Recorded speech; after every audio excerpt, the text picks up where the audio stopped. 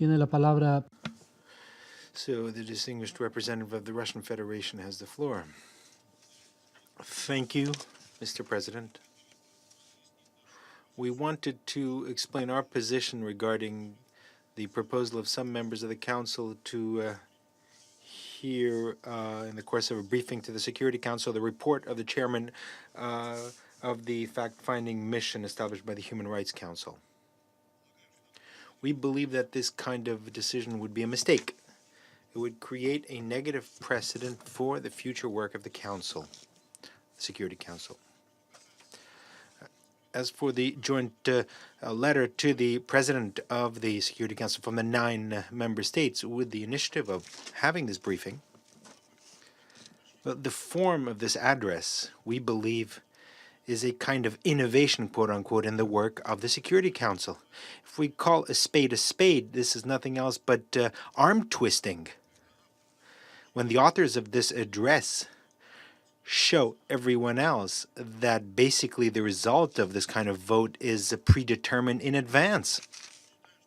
We believe that the delegations which signed the letter are intentionally torpedoing the consensus within the Security Council. And it is precisely in the unanimous adoption of decisions that is the value of the collective work of the Security Council. So in this way, instead of a joint effort to find a long-term solution to the problem of the refugees in Rohingya, basically you're forcing the Security Council to engage in loudspeaker diplomacy. The delegation of the United States, which actively supported the holding of today's briefing with an invitation to the rapporteur from the HRC, recently declared that it was leaving the Human Rights Council. Has left the Human Rights Council, and also it accompanied that decision with significant criticism of the Human Rights Council. And now it turns out that the Human Rights Council is useful after all. I mean, isn't this just clearly double standards? We believe that the activity of this fact-finding mission is not very useful and, in fact, harmful. The fact-finding mission in Myanmar does not have reliable information on what is going on with the Rohingya. Yesterday, our experts and other experts stated this in the dialogue with the members of the fact-finding mission in the 3rd Committee of the General Assembly.